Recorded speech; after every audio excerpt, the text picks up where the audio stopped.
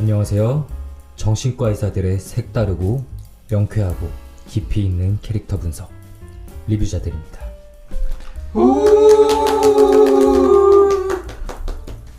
네, 안녕하세요. 저희 셋이 모여서 팟캐스트 하는 거는 꽤 오랜만인 것 같다는 느낌도 드는데? 그러게요. 저희가 또 휴가 시즌을 거치면서 한 명씩 빠져서 두 명이서 진행을 하다가 오늘 모처럼 완전체가 모이게 되었습니다. 그러네요.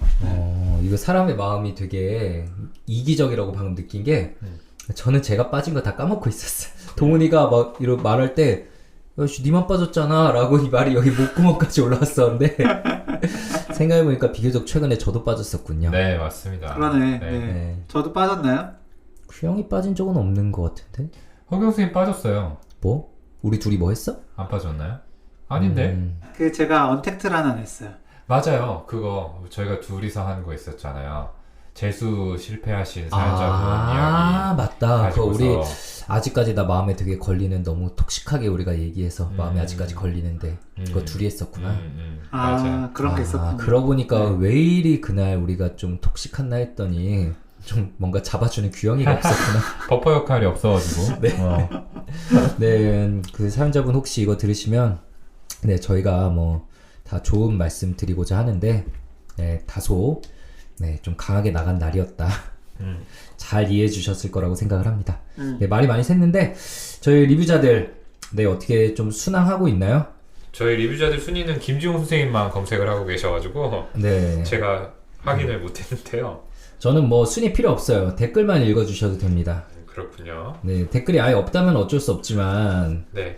근데 왠지 순위가 좀 궁금해. 너무 올라간 지 오래됐는데 순위 뭐 또 많이 떨어지지 않았을까요? 아, 그런 것 같습니다. 안 보여요, 지금, 차트에서? 네.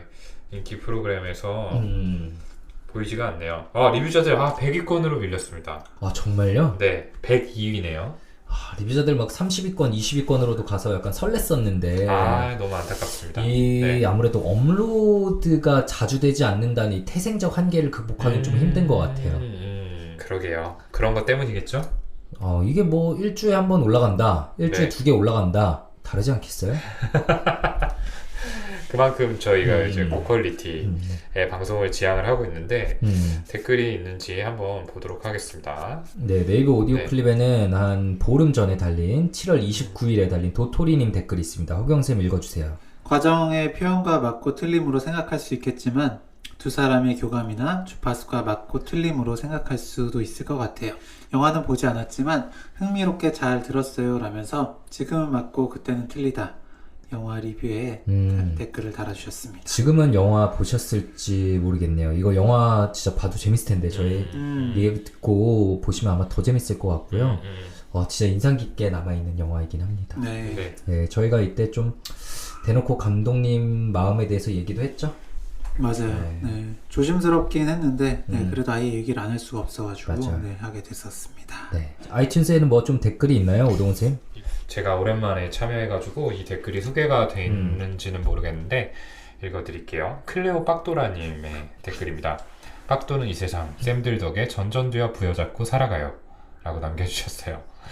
영화 속 인물들 해석이 신선하고 재밌어요. 생각지 못했던 부분을 발견할 수도 있고 제가 평소에 하던 행동과 비슷한 패턴 해석을 들으면서 이런 부분 때문이었구나 알게 되어 부끄럽고 앞으로 그러지 말아야지 다짐하기도 하고 여러모로 유익해서 좋습니다. 개인적으로 아가씨랑 블랙스완을 인상 깊게 들었습니다. 그리고 키워드 토크는 아마 이제 저희가 리뷰자들이 아니라 딕트에서 하는 것 같은데 길게 해달라라고 얘기도 남겨주셨고요. 인셉션하고 데몰리션 영화 한번 리뷰해 주시면 좋겠다라고도 남겨주셨습니다. 네. 그럼 저희 또 뭐 안 할 수 없죠. 언젠가 해야죠. 인셉션 근데 저희가 뭐 할 수 있을까요? 인셉션 너무나 또 심오한 영화이기 때문에 네. 정말 좀 많이 힘들었던 기억이 납니다. 또 한 하루 힘들 것 같아요. 분량도 또 이제 방대하기 때문에. 게다가 그거는 또 영화 전문적으로 리뷰하는 사람들의 의견도 되게 궁금하네요. 그러게요. 약간 자칫 리뷰자들 판 사랑의 기술이 되지 않을까? 뭔가 이 영화 해야만 할 것 같다라는 중압감에 골랐다가 또 비슷하게 흐르지 않을까? 네. 자, 규영쌤 팬님께서 팟캐스트 듣기 위해서 쌤들을 원조는 팟캐스트로 알고 있는데 우주폰으로 바꾸다 보니 구독하지 못해 아쉬워서 겸사겸사 아이패드를 구매했네요. 바로 구독 결제부터 했네요. 이제 좀 살 것 같습니다. 라고 남겨주셨습니다. 너무 감사합니다. 네, 저희의 큰 그림이 먹혀 들어왔어요. 구독, 네, 결제. 아이패드 구매. 저희에게 커미션이 오면 얼마나 좋을까요? 전혀 없다. 하나 구매할 때마다 3원씩. 저희와 애플 본사와의 계약서에 그런 내용은 안 들어있었나요? 네, 전혀 들어있지 않았습니다. 저희에게 뭐 수정할 권리는 없었죠? 네, 계약서를? 네, 저희는 뭐 일방적으로 네. 해주시면은 감사한. 저는 그 계약서에 약간 캘리포니아 막 적혀 있는 것만으로도 그때 막 손이 덜덜 떨려서. 아이고, 네. 참. 네, 그리고 마지막 댓글입니다. 그쵸. 이거 안 읽을 수가 없네요. 허경쌤 한번 읽어주세요. 네, 땅땅 오리지널님께서 남겨주신 댓글이고요. 1N년간 갤럭시 유저 뇌부자들 구독하려고 아이폰으로 바꿨다고요. 유튜브 하는 또 다른 재미가 있네요. 팟캐스트도 잘 듣겠습니다. 라면서 영화 파스꾼 꼭 리뷰 한번 해주세요. 눈물로 부탁드립니다. 유유 해주셨어요. 네. 이렇게 부탁하시면 당연히 저희가 안 할 수가 없죠. 네, 네, 그래서 오늘은 영화 파수꾼을 보고 보겠습니다. 바로 준비해 보았습니다. 바로 준비했습니다. 저희 같은 네. 이런 사람들입니다. 네. 여러분께서 요청하시면은 바로바로 움직입니다. 네.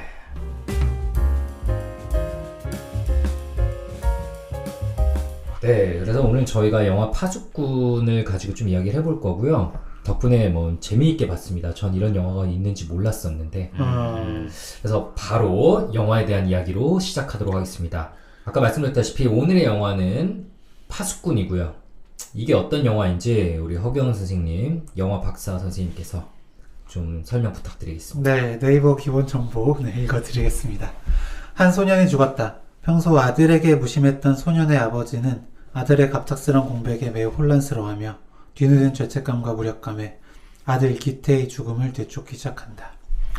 아들의 책상 서랍 안 소중하게 보관되어 있던 사진 속에는 동윤과 희준이 있다.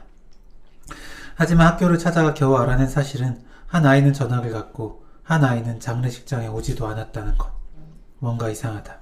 그러던 중 간신히 찾아낸 희준은 기태와 제일 친했던 것은 동윤이라고 말하며 자세한 대답을 회피한다. 결국 아버지의 부탁으로 동윤을 찾아 나선 희준. 하지만 학교를 자퇴하고 떠나버린 친구는 어디에도 없다. 천진하고 순수했던 그 시절, 미성숙한 소통에 오해가 불러일으킨 비극적 파국.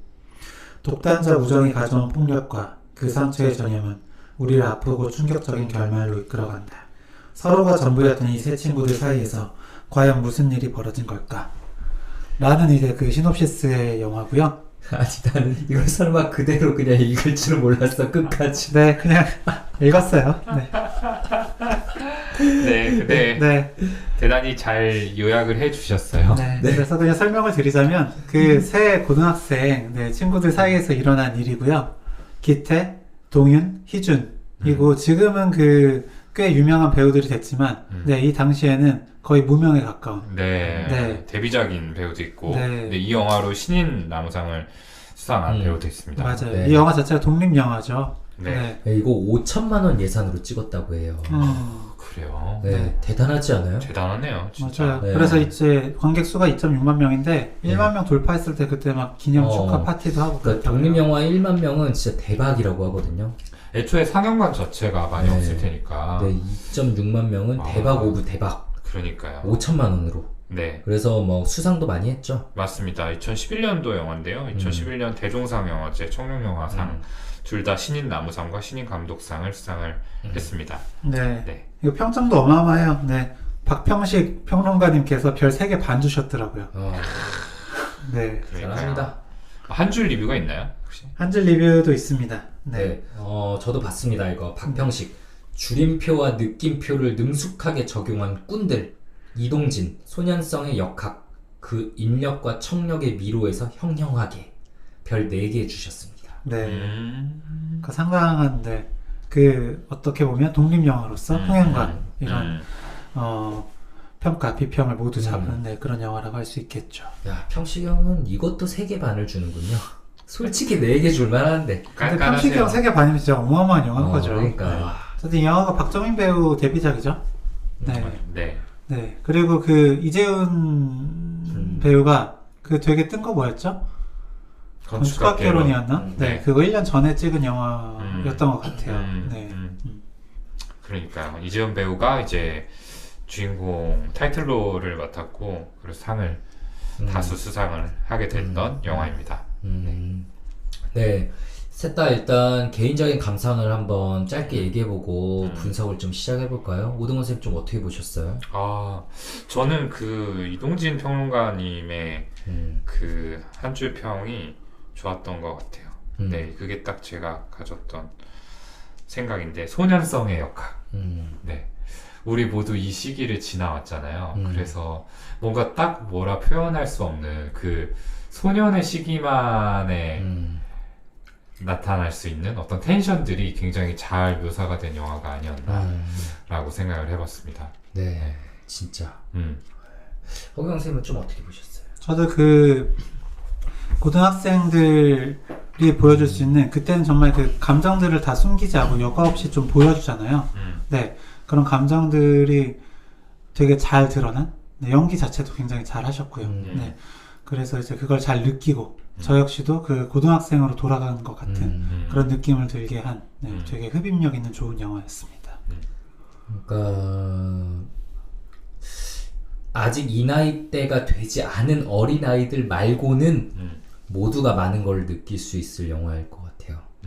네, 정말 저희도 과거로 다 돌아간 것처럼 느끼게 되고 저도 제 어린 시절 수많은 장면들과 아이들, 친구들 머릿속에 싹싹싹 스쳐가고 진짜 이제 완전 늙었음을 인증이라도 하듯 아이고 우리 애들이 나중에 학교 다닐 땐 어쩌냐 이런 생각까지 이어지고 그 생각이 먼저 드시는군요. 네, 정말 그러니까 모두의 마음을 그런 삶의 한순간으로 다 끌고 갈 수 있는 그런 엄청난 힘을 가진 영화라는 생각이 들고요. 그 힘이 어디서 왔냐? 오동훈 선생님 말한 그 이동진 평론가가 얘기한 소년성의 역학? 그 시기를 지낸 사람이라면 누구나 누구나 끌려 들어갈 수밖에 없는 그런 힘을 가진 그런 장치를 가진 영화인 것 같습니다. 근데 이 소년성의 역학이란 말이 정말 굉장하지 않아요? 어떻게 이렇게 어떤 두 어절로 이 영화를 잘 요약을 해냈을까?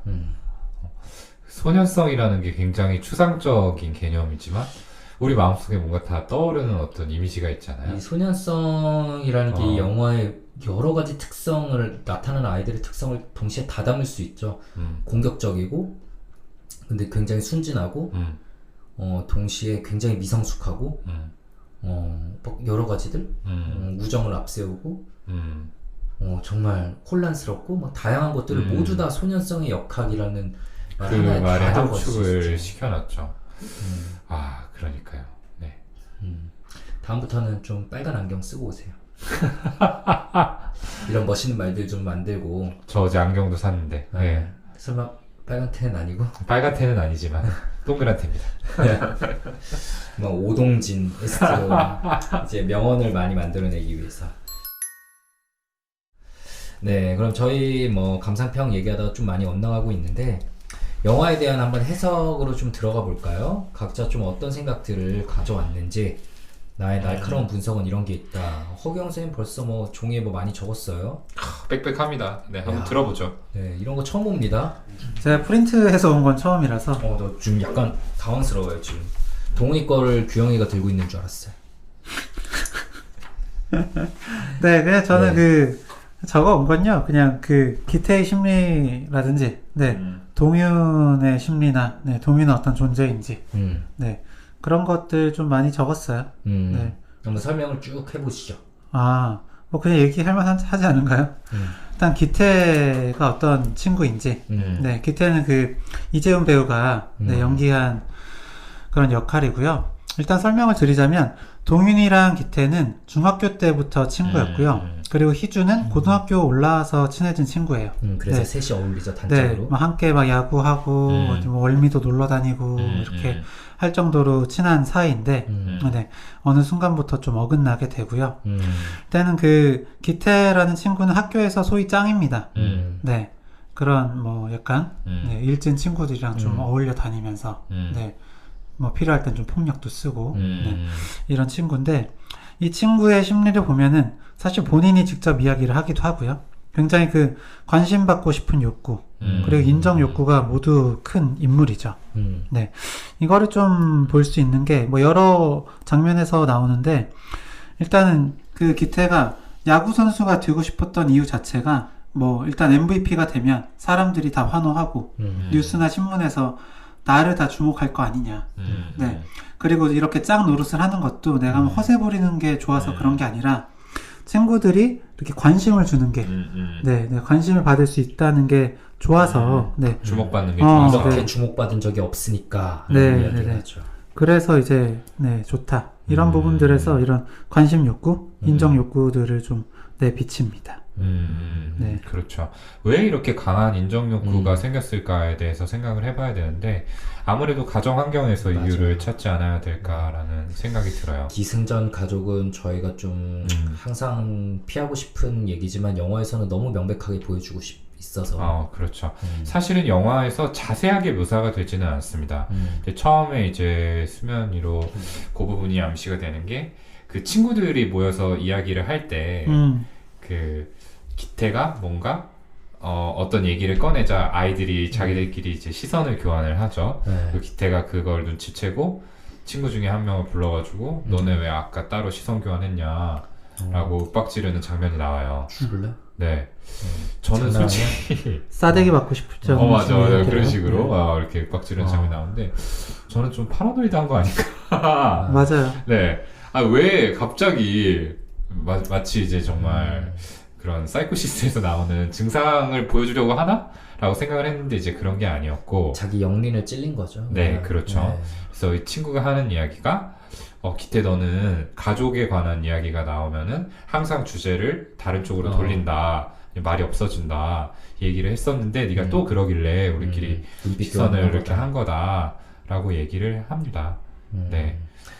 그리고 이제 이것 때문에 좀 화가 나 있다가 나중에 이제 박정민 배우가 연기하는 베키 원래는 이제 백희준인데 베키라고 다 부르죠. 베키한테 그래 너는 집에 가면은 엄마가 밥 해주고 공부하라고 하겠지만 나는 일어나면 혼자다. 그래서 학교도 지각도 한다. 내가 말할 수 있는 건 여기까지다. 라고 굉장히 분노를 다물고 입을 다물고 분노를 엉누르면서 얘기하는데 사실 정말 저희가 진료실에서 다들 많이 만나 뵙겠지만 이 어린 시절 부모님이 없다, 안 계시다, 한 분만 계시다 등등의 상처가 있는 분들은 어떤 분들은 이것도 아무렇지 않게 지나가는 분도 있지만 상당히 많은 분들이 마음속에 너무 큰 상처입니다.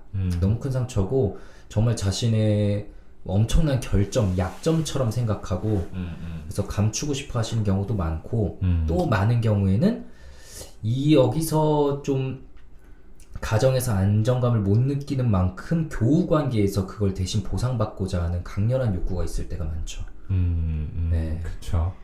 그래서 교우 관계로 이제 성공적으로 보상이 되면 다행인데 이제 사실은 이제 부모와의 관계가 인간관계를 맺는 어떤 기본 틀을 형성을 하다 보니까 거기에서 이제 부모님이 물리적으로나 정신적으로 부재를 하게 되면은 그 틀 자체가 왜곡될 가능성이 높아지는 거죠.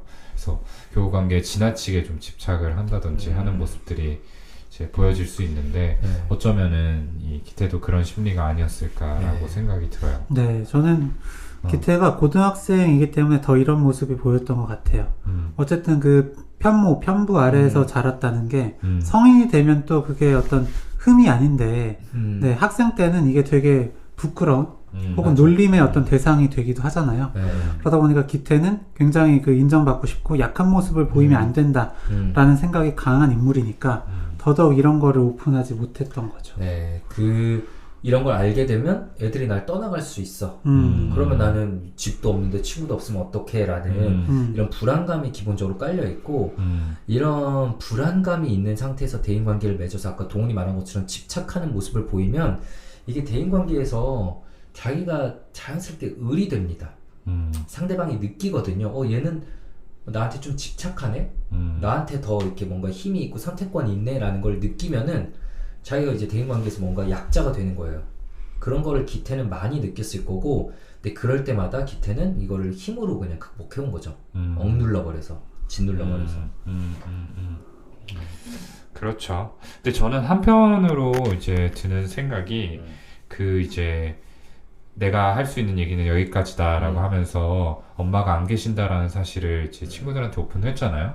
베키하고 동현이가 있는 상황에서 얘기를 했는데 그 자체가 기태한테는 정말 큰 용기였겠다. 맞아요.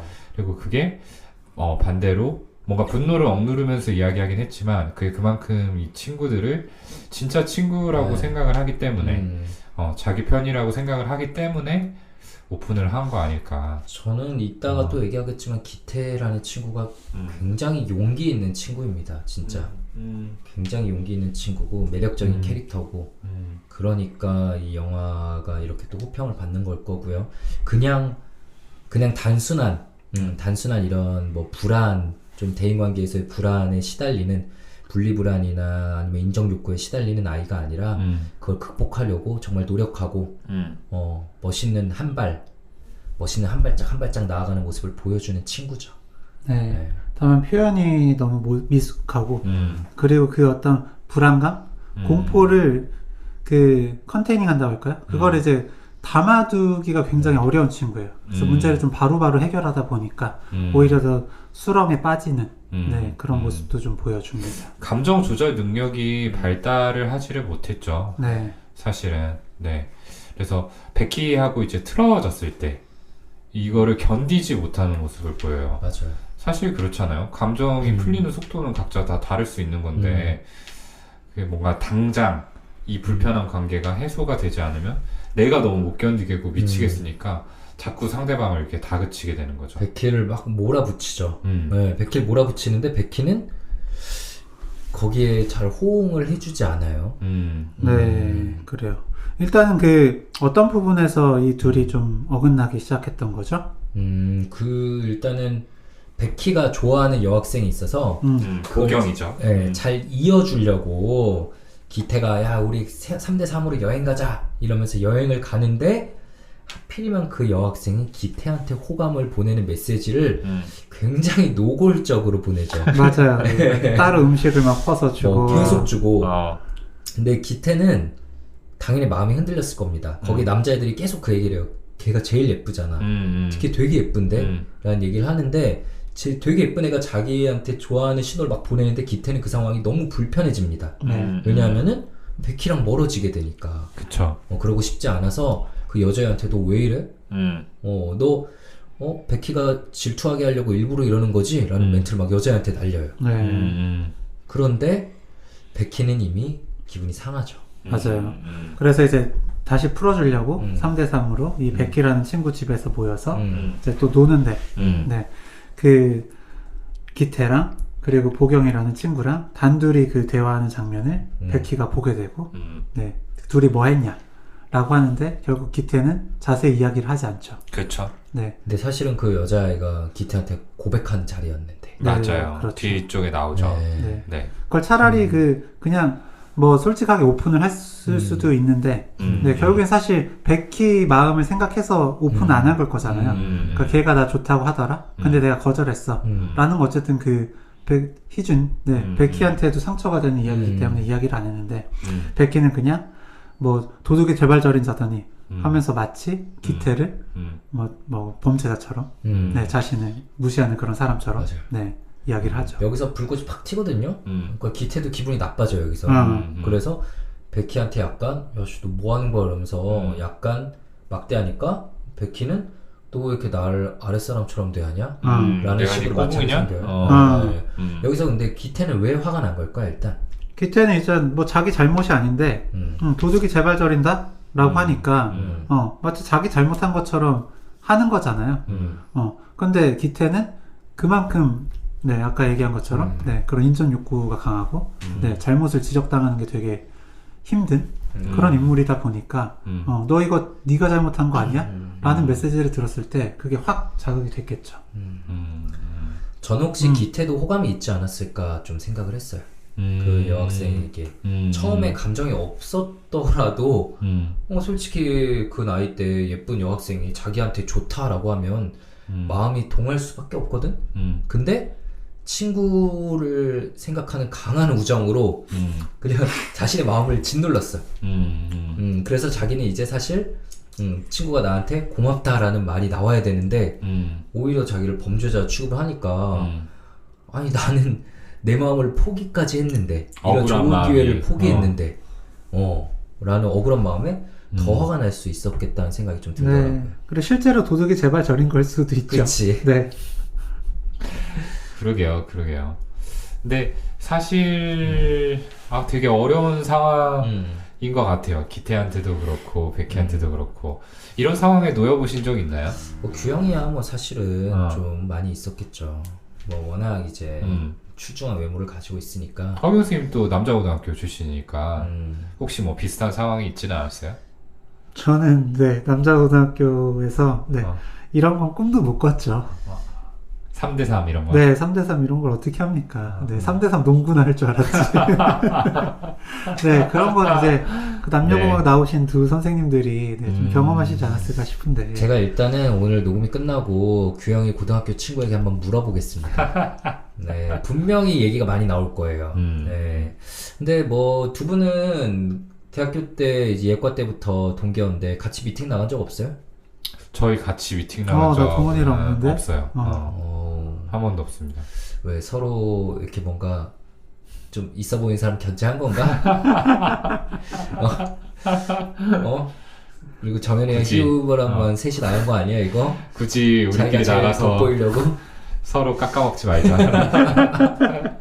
네 그리고 이미지가 뭐 저희는 전공의 때도 좀 겹친다고 했기 때문에 네 이미지 겹치는 사람끼리 나가서 별로 좋을 게 없었을 거예요. 네, 어쨌든 좀 생각을 해보자면은 사실 백희도 뭐 그렇게 성숙한 마인드의 소유자는 아닙니다. 아 그럼요. 네. 그거 뭐 뻔히 이렇게 친구를 좋아하는 것처럼 보이면은 조금 더 쿨하게 야, 걔도 좋아하는 것 같은데 둘이 잘해봐라 라고 할 수 있는 거 아니겠어요? 네. 근데 기분 나쁜 티는 상당히 다 내죠. 저는 그렇게 한 적은 있던 것 같아요. 그런 식으로. 친구한테. 네. 어떻게? 근데 사실 제가 좋아한다 뭐 이런 얘기는 하지 않았었는데 네 친구가 그 친구랑 이미 막 너무 잘 되고 있는 거예요. 네 그래가지고 그냥 잘해봐라 하면서 네, 좀 밀어줬던 적은 있죠. 한 2차례 정도 있었던 것 같아요. 지금 생각해보니까. 그러니까 백희도 좀 만만치 않은 친구다.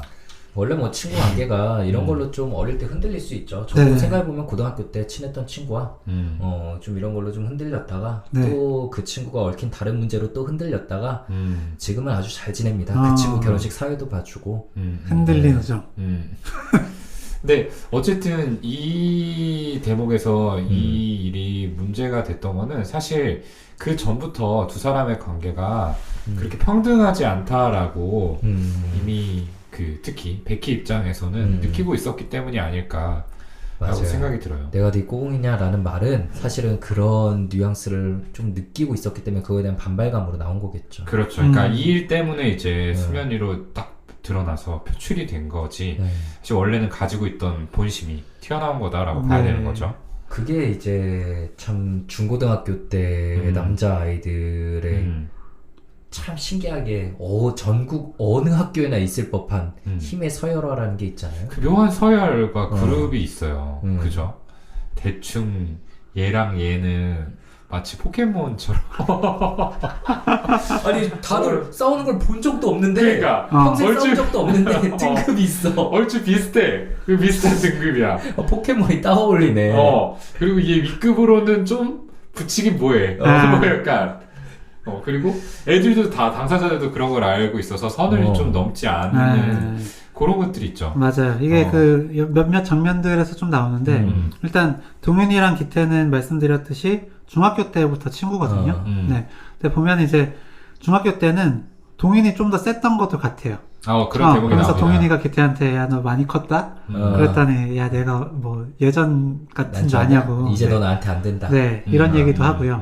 그러고 또 이제 기태가 이제 사실 어떻게 보면 그 밑으로 드는 꼬붕처럼 드는 그 친구 중에 재호라는 친구가 있는데 네 재호가 그 기태랑 동윤 사이를 막 이제 끼어들려고 하면 네 되게 무시하죠 동윤이가. 너한테 얘기하는 거 아니다. 아닌데? 저리 가라. 무슨 말죽거리 잔혹사의 햄버거 그치. 포지션. 딱딱 그 포지션. 네. 노리고 만들었죠. 그러니까요. 네. 그래서 아마 동윤이랑 기태는 동등하거나 오히려 동윤이가 약간 위였던 그런 관계였는데 베키는 보면은 중간중간 이렇게 좀 아래 재호와 좀 비슷한 약간 그런 포지션 정도에서 좀 놀기도 하고 그리고 기태가 되게 머리 만지면서 이제 그때도 많이 컸다? 이런 식으로 얘기하는 거거든요. 근데 고등학교 때 생각하면 이거는 약간 진짜 분명히 이게 위에 있는 사람이기 때문에 할 수 있는 그런 행동이기도 해. 약간 어떤. 근데 이 영화 내에서도 기태가 이제 막 이런 얘기 하잖아요. 나중에 막 재호가 또 나중에 기태가 얼마나 미쳐갔는지 아냐 뭐 이런 식으로 얼마나 폭주했는지 아냐 식으로 얘기하는데 영화 내에서 기태도 변해가는 게 보여요. 처음에 기태가 이 베키를 탁 뺨을 때렸을 때 다른 친구들 나중에는 영화에는 완전 꼬붕처럼 나온 친구들이 처음에 와서는 바로 베키를 보호해주고 기태를 탁 밀쳐넣으면서 떨어뜨립니다. 쉽게 영화 후반부에서는 상상도 할 수 없는 행동이에요. 근데 처음에는 그래 거의 다들 동등한 사람인 것처럼 너 뭐해 이러면서 밀어내기까지 하거든요.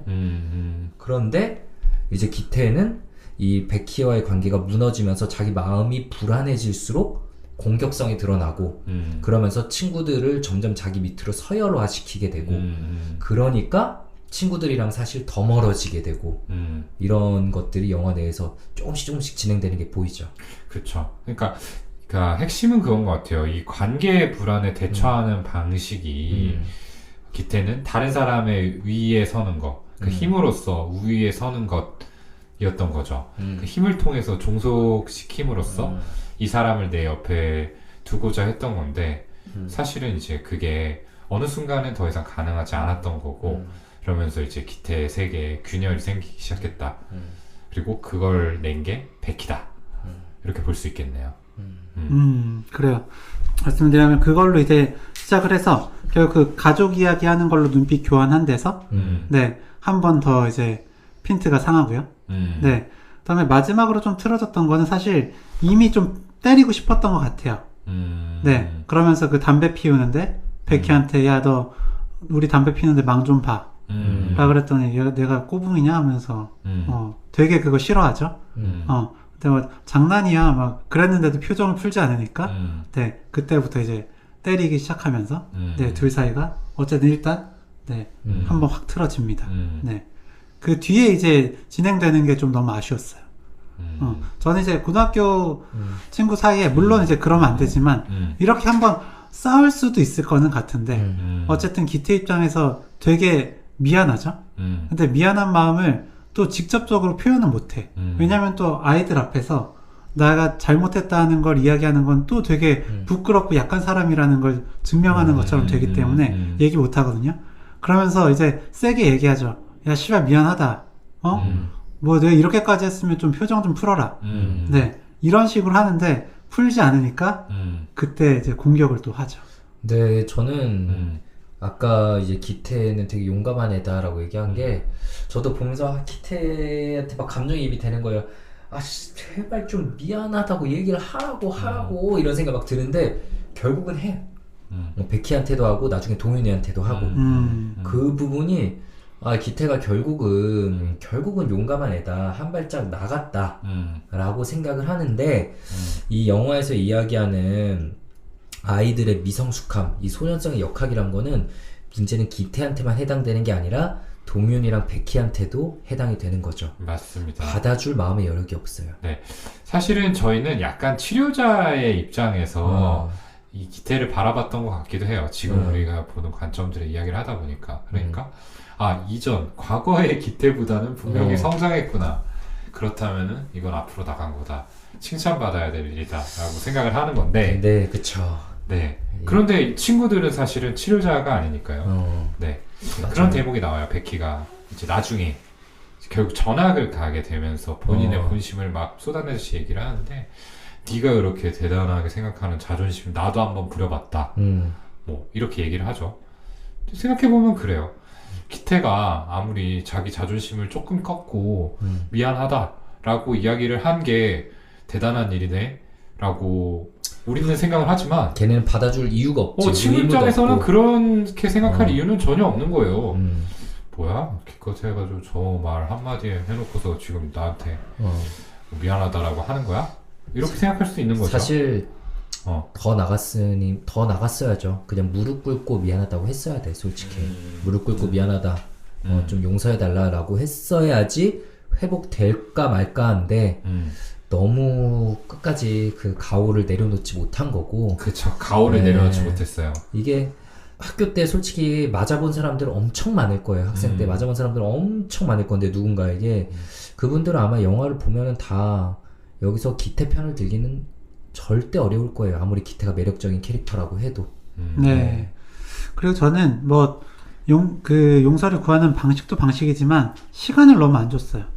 이건 아까 얘기한 그 기태의 불안 때문이라고 생각을 합니다. 네. 그러니까 이 친구랑 당장 풀지 않으면 이 친구랑은 진짜 뭐 떨어질지도 모른다. 네. 완전히 깨어질지도 모른다. 내가 버림을 받을지도 모른다. 이런 불안이 있기 때문에 어떻게든 빨리 풀고 싶은 거예요.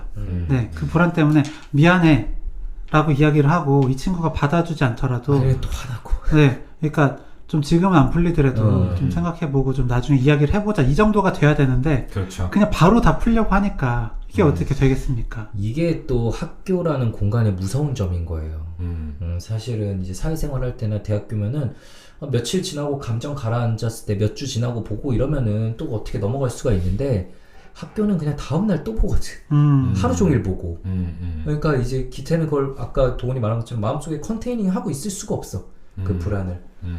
교영이 말한 것처럼 얘가 나한테 너무 소중한데 막 안절부절하는 거죠. 빨리 해결해야 되는데 어쩌지.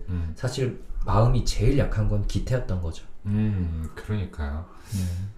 그러니까 그 기태한테 이 희준, 그러니까 베키가 이제 마지막으로 쏟아내는 얘기들이 상당히 독설이 많습니다.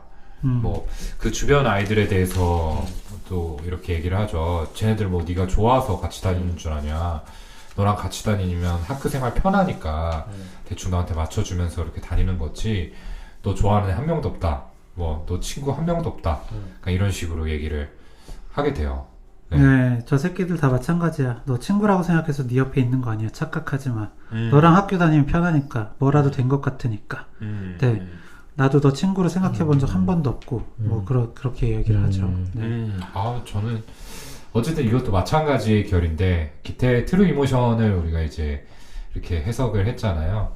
이런 부분을 고려하면은 참 너무 잔인한 얘기가 아니었을까라는 생각을 하게 돼요. 네, 그 다른 무엇보다도 나는 너 친구로 생각해 본 적 한 번도 없다 라는 말이 기태한테는 뭐 완전 무너질 수밖에 없었던 그런 맞아요. 이야기였겠죠. 네. 근데 어쩔 수 없어. 베키에게는 뭐 그냥 마음의 여유가 없는 거예요. 솔직히 내가 그렇게 맞았는데. 네, 맞아서 나도- 전화까지 가게 됐는데. 내 인생 제가 망쳤는데 그러면 나도 그냥 비수 한번 찌르고 가는 거죠. 그렇죠.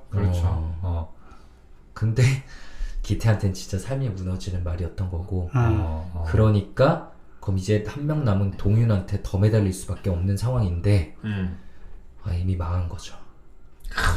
동윤이랑은 더 망하게 되죠. 네. 네. 자, 어떤 방식으로 망하느냐. 동윤이 좋아하는 세정이라는 여학생이 있었어요. 그리고 실제로 잘 됩니다.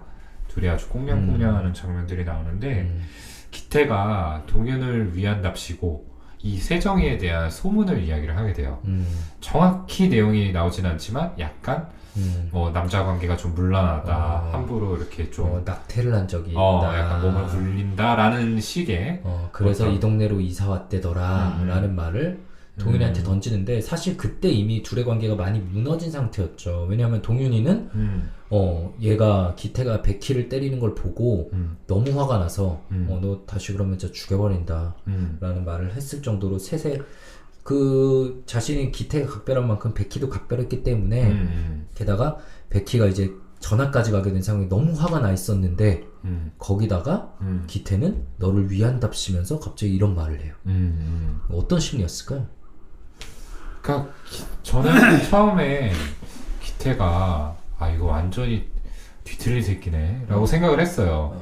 이런 얘기를 이렇게 하냐, 이건 뭐 누가 들어도 좋아하지 않을 법한 얘긴데 라고 생각을 했는데 그 이전에 어떤 기태 행동들하고 맞춰 생각해보면은 정말 이 친구는 나이에 비해서 미성숙한, 그러니까 상대방의 마음을 잘 헤아릴 줄 모르는 친구이기 때문에 정말 순수하게 동윤이가 걱정돼가지고 이런 얘기를 꺼낼 수도 있었겠다라는 생각도 들어요. 네, 저는요, 이 대사를 치기 전에, 야, 너 세정이 좋아하냐? 라고 물어보거든요.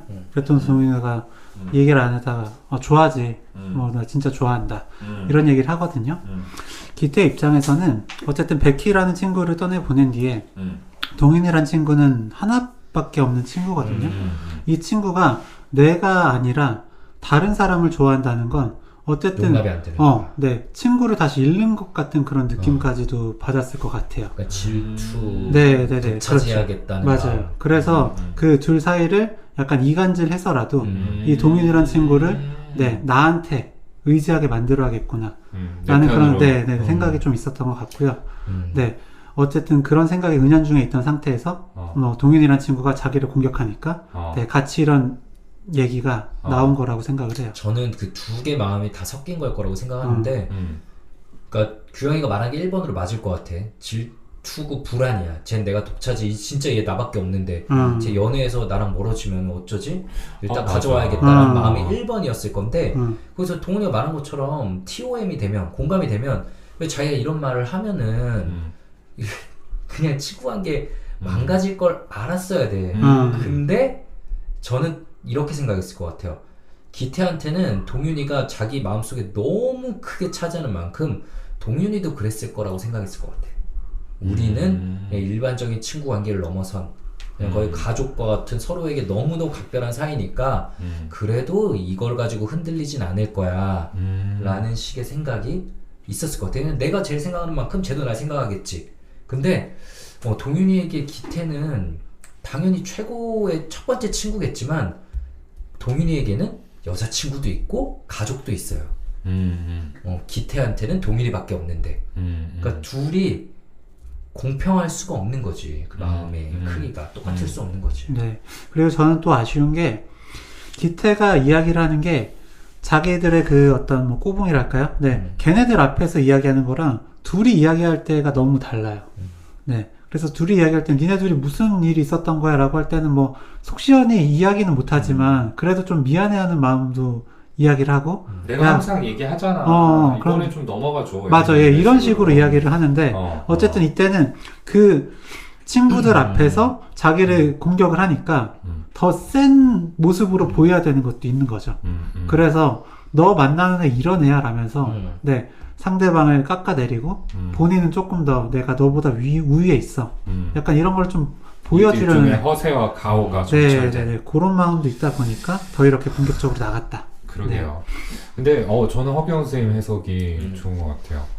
저는 그렇게까지는 연결짓지는 못했는데 실제로 이 나이 때 보면은 굉장히 좀 그 친구가 여자친구가 생겼다라고 했을 때 정말 복합적인 감정이 들어요. 이거는 정말 그 시기를 통과해본 사람들만 알 거예요. 네. 뭔가 축하할 일이고 좋은 일인 건 맞는데 이놈이 근데 이거를 내가 질투를 하는 게 굉장히 이상해. 그러니까 이게 뭐 내가 이 친구를 정말 뭐 사랑해서 그런 게 아니고 뭔가 묘한 배신감이 느껴진단 말이에요. 네. 같이 PC방 갔어야 되는데 얘가 없어. 그럼 나 이제 어떻게 해? 맞아요. 그리고 그럴 때 실제로 서운하다고요. 상실감을 느끼는 거죠. 근데 진짜 그것도 소년성의 역학이야. 맞아요. 네. 근데 정말 기태가 그런 마음일 수 있었겠다라는 생각이 들어요. 네. 근데 이후에 이제 벌어지는 일이 어떻게 보면은 조금 끔찍한 일이 벌어지죠. 이건 역시 정확하게 묘사가 되지는 않는데 이후 장면이 이제 세정이가 뭔가 동윤이가 이런 소문들을 듣고 떠날 것을 약간 알아차리는 것 같은 그런 장면이 나오고요. 동윤이가 태도가 평소랑 다르니까 그쵸. 불안해서 동윤이가 평소에 아끼는 시계를 자신에게 달라고 하죠. 네. 그래서 왜 너 이거 내가 아끼는 거 알잖아. 그러니까 이걸 내가 가지고 있으면 다음에 너가 날 만나줄 거니까 라고 말하는 부분이 이 세정이라는 친구가 얼마나 세정이도 분리불안에 시달리고 있나를 좀 보여주는 장면이죠. 그러니까 사실 함부로 추측하기는 어렵지만 그 기태가 했던 말의 일부는 사실일 수 있고 세정이가 어쨌든 전 동네에서 상처가 있었을 수 있다. 그래서 지금 동윤이에게 굉장히 매달리는 마음인데 얘도 나를 버린다니라고 절망적으로 느끼는 상황이 온 거죠. 그렇죠. 그리고 그 다음 씬에서 세정이가 이제 병실에 누워있고 동윤이가 이제 몰래 그 모습을 지켜보면서 울고 있는 모습이 나와요. 네. 아마 스토리상 동현이는 기태를 의심을 했던 것 같아요. 기태가 이제 세정이한테 이런 소문을 동현이가 알고 있다라는 거를 넌지시 좀 말하지 않았을까라고 의심을 한 상태로 기태를 찾아가게 되죠. 근데 아마 기태는 안 했던 것 같아. 이거 네. 어떻게 생각하세요? 저도 안 했다고 생각해요. 왜냐면 또 이제 그 한바탕 싸우고 난 뒤에 이제 그 동윤이가 떠나갈 때 기태가 마지막에. 오해 막 이러거든요. 저는 그게 그 맞아. 트루 이모션이라고 봤기 때문에. 저도요. 네.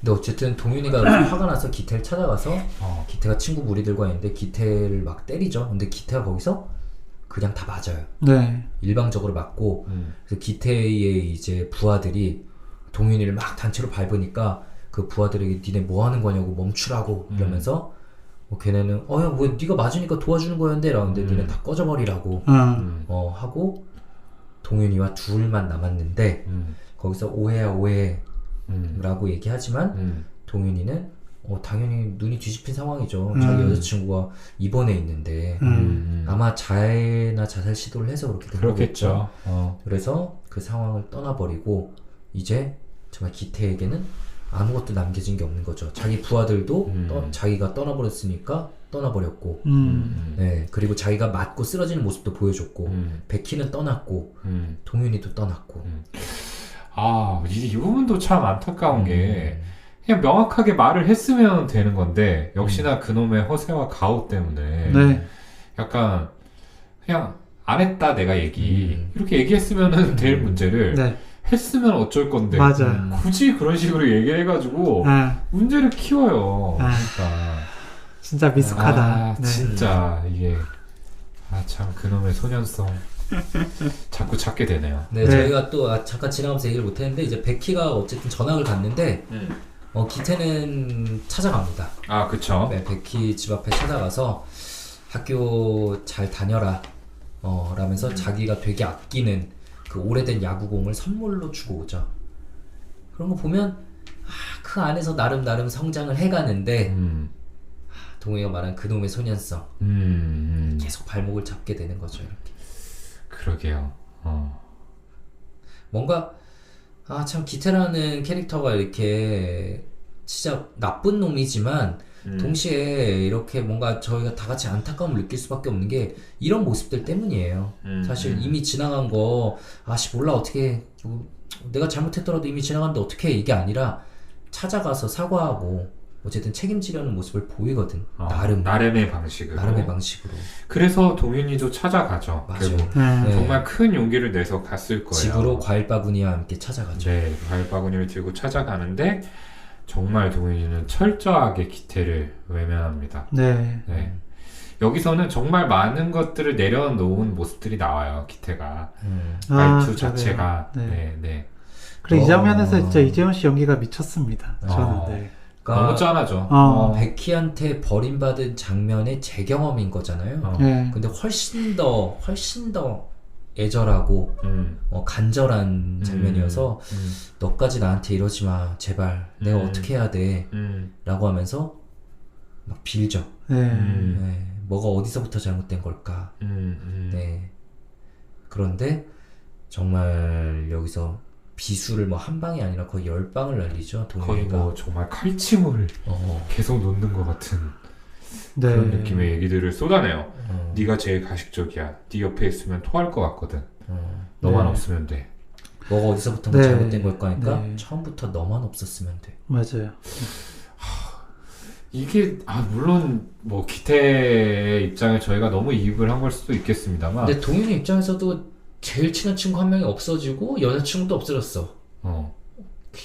동윤이 입장에서도 너무 화날만 하지만 이렇게까지 얘기를 했었어야 됐나.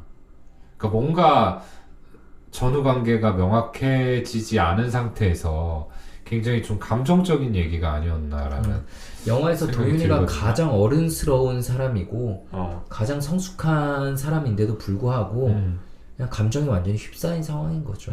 그래서 가장 상처받을 말들만 골라서 하는 거죠. 맞아요. 그러니까 그게 포인트인 것 같은데 사실 이 이전에 이미 기태하고 동윤이가 이렇게 동윤이의 집에서 깊은 대화를 나눴다라는 사실이 나와요. 네. 영화 속에서는 이제 제일 후반부에 나오지만 네. 네, 그때 이제 기태가 정말 솔직한 자기 감정들을 드러내게 되는데 나한테는 너밖에 없다. 너만 알아주면 된다. 나를. 너만 알아주면 된다. 음. 나한테는 네가 있고 너는 나를 알아봐줬던 사람이다. 사람들 사이에서 비참해지더라도 너만 있으면 된다라고 네. 굉장히 절절한 표현을 해요. 맞아요. 이게 네. 그리고 다시 사람들 사이에서 비참해지더라도 너만 알아주면 돼라고 한 걸로 봐서 과거에 비참했던 경험이 있고 그때 그거를 동윤이가 옆에 있어서 어. 극복했던 것 같기도 하거든요. 맞아요. 끌어올려주지 않았을까라는 생각이 드는 거죠. 그래서 이 당시에는 아마 동윤이가 아까 얘기했던 것처럼 굉장히 감정에 휩싸인 상태였기 때문에 정말 상처가 되는 얘기들을 막 쏟아냈을 텐데 아마 시간이 조금 지나고 나서는 곧바로 후회하지 않았을까 네. 생각이 들어요. 근데 후회를 하기에는 이미 또 너무 늦어버린 상황이 그래서 있었죠. 영화에는 나오지 않지만 이제 기태가 결국은 자살을 한 네, 걸로 그렇죠. 보이죠. 네. 자살을 하고 그래서 거기에 의문을 가진 아버지가 이제 아이들을 찾아다니는 걸로 영화의 시작이 맞아요. 나오는 건데 사실 기태 아버지는 생업에 너무 바빠서 정말 아이를 돌볼 시간이 여유가 없었던 그쵸. 거고. 기태의 마음을 어떻게 보듬지는 못했던 거고. 근데 기태의 죽음이라도 납득을 하기 위해서 친구들을 이제 연이어서 만나게 되는 끝에 마지막에는 이제 동윤이까지 만나게 돼요. 그래서 동윤이와 이제 마주 앉아서 얘기를 나누려고 하는데 동윤이가 화장실에 갔다가 그대로 그냥 가게를 뜹니다. 차마 얘기를 꺼내지 못하고. 네. 어떤 감정이었을까요? 뭐 기태가 그러니까 이제 그 기태랑 했던 대화가 떠오른다고 그 베키한테도 이야기를 했었잖아요. 그 이야기는 그만큼 그 기태한테 내가 어떤 존재인지, 네, 내가 얼마나 버팀목이 되는 존재인지에 대한 이야기였고, 내가 결국 한 이야기, 그러니까 처음부터 잘못된 건 없어. 그냥 너만 없었으면 돼라는 이야기 이후에 자살을 했기 때문에 그 죄책감이 감당할 수 없는 정도였겠죠. 네, 저도 이때 동윤이는 거의 디프레션이 오지 않았나 싶고요. 제가 만약 동윤이 상황이었어도 그냥 피했을 것 같습니다. 이제 베키가 동윤이한테 그랬죠. 그래도 아버지인데 어떤 일이 있었는지 들을 자격이 있지 않냐. 나한테 말 안 하더라도 아버지한테는 해줘라. 라는 멋있는 말을 던졌지만 이 어린아이가 감당하기에는 너무 무거운 자리예요. 너무 무겁고 그쵸. 예, 이야기를 꺼내면 자기가 완전히 붕괴될 거를 알았기 때문에 그냥 피할 수밖에 없었다고 생각이 듭니다. 네. 그 결국에는 기태의 미숙함으로 인해서 계속해서 상황들이 더 꼬이고, 네, 결국에 기태가 선택한 일이기도 하지만, 네, 뭐 동현 입장에서는 나라도 그렇게 이야기하지 않았으면 죽지 않았을 텐데 이 생각할 수밖에 없거든요. 그리고 네. 어떻게 보면은 그랬을 것 같아요. 네. 네, 정말 생각하는 것 이상으로 동현이라는 친구가 기태한테는 중요한 존재였던 거죠. 맞습니다. 그래서 저는 그 마지막에 폐 역사에서 동현이가 혼자 이제 앉아서 기태하고의 대화를 상상하는 장면으로 영화가 끝이 나게 되는데 거기에서도 이제 이런 대목이 나와요. 네. 네, 그때 이제 야구 선수가 되고 싶었다라는 얘기를 하면서 말로 홈런을 치고 사람들이 나를 향해 이제 환호하는 게 좋다라는 식의 얘기를 하는데 이제 뭔가 누가 최고야? 라고 기태가 반복적으로 묻는데 그 말 끝에 꼭 동윤이에게 확인을 해요. 동윤이 누가 최고야? 라고 이 새끼나 쉽네. 동윤이 누가 최고냐고. 그러니까 결국에는 많은 사람에게 인정을 받고 싶어 했지만 그 중에서도 가장 소중한 존재인 동윤이한테의 인정이 정말 기태한테는 중요한 요소가 아니었을까 싶고 그래서 그만큼 그게 깨어졌을 때 완전히 무너지고 만 것이 아닌가 라는 생각이 들어요. 네, 맞습니다. 참, 뭐라 그럴까. 셋이 진짜 좋은 친구고 좋은 사람들인데 약간 주파수가 안 맞았던 거죠. 궁합이 안 맞았던 거라고 할 수 있는데 진료실에서 되게 자주 드리게 되는 설명이 뭐냐면 결핍이 있을 때 항상 뭔가 용수철이 눌려있다가 팍 올라가는 것처럼 과도한 기대치와 소망을 가지게 되잖아요. 연인이든 친구에 대해서든. 그래서 그 기대치를 가지고 바라보면 상대가 모두 다 부족하거나 모두 다 나쁜 사람이고 모두 다 그만큼 자기를 좋아해주지 않는 존재들이기 때문에 항상 이제 공허하고 뭔가 다 부족해요. 네, 그래서 연애도 잘 안 되고 대인관계도 잘 안 되고. 근데 기태 눈에는 좀 그랬던 거죠. 자기가 가지는 기대치만큼 얘네도 자기를 대해주길 바랬는데 백희는 그럴 이유가 없고 무슨 마음인지도 모르고 동윤이는 그게 무슨 마음인 줄 알고 좀 맞춰주려고 노력했는데 자기가 무너질 땐 더 이상 그럴 마음의 여유가 없었던 거고 나름 노력했지만 참 이게 어쩔 수 없는 그러니까 모두가 노력했고 모두가 크게 잘못한 건 없는데 참 누가 잘못한 건 없어도 이런 사건이 일어나게 되는 일들을 우린 참 많이 보게 되죠. 네. 그리고 주영 형이 얘기한 것처럼 이미 기태가 제일 싫어하는 거는 가식, 네, 위선 이런 거였죠. 세상을 이미 그렇게 보고 있거든요. 그렇게 보고 있다 보니까 그 오래된 네, 우정을 함께한 시간이 많은 그런 친구조차도 너 친구로 생각해 본 적 없어 라고 했을 때 그 말을 더 믿었을 겁니다. 네, 가식으로 이미 봤기 때문에.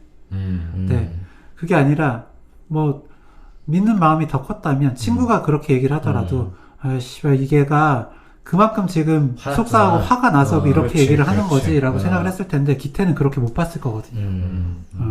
역시 망했구나. 그동안 네. 역시 가식이었구나. 네. 네. 정말 미성숙과 미성숙이 만나서 빚어낸 또 불협화음이 아니었나. 네. 그렇습니다. 네.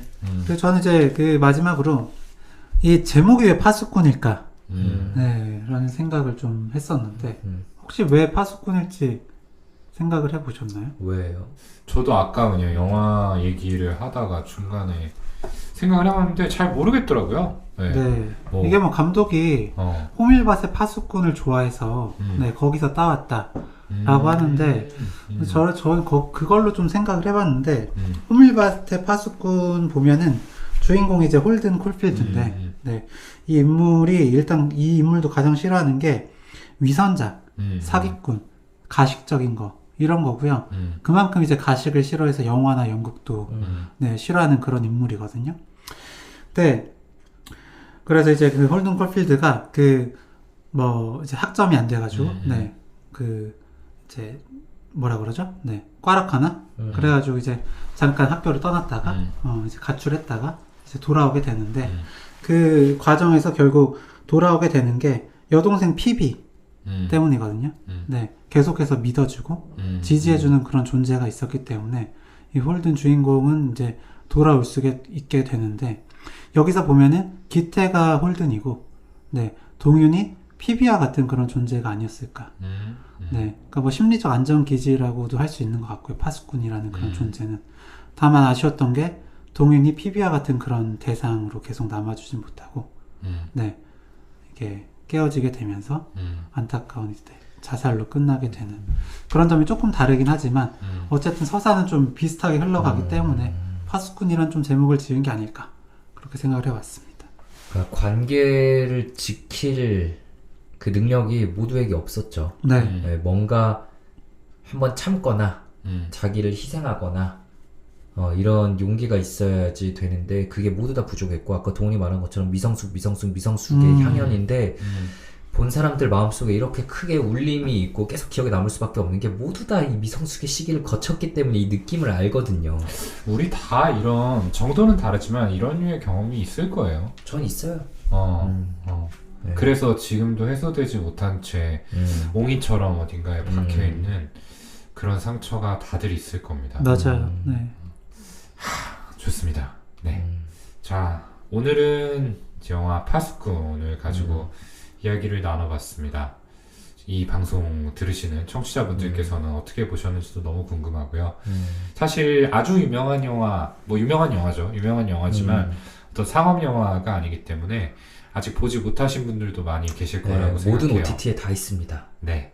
저는 넷플릭스를 통해서 봤는데 OTT에 다 있으니까 이번 기회에 한번 보시고 감상도 저희 네. 리뷰자들에 남겨주시면 참 좋을 것 같습니다. 네, 마지막으로 이 말씀만 드리자면 아까 동훈이 얘기한 것처럼 모두의 마음속에 이런 미성숙의 과거가 있을 거고 아직까지 남아있는 부분들이 있을 거예요. 이제 언젠가부터 이제 뭐라 그럴까 과거의 이런 잘못들을 뭔가 사실 좀 보듬어주는 시각으로 보기보다는 처단하는 그런 사회적인 분위기가 형성이 되고 있고 저는 그런 분위기가 반드시 또 필요하다고 생각을 합니다. 왜냐하면 그래야지 우리가 좀 범죄를 또 앞으로 이제 경계하고 예방할 수 있는 거니까.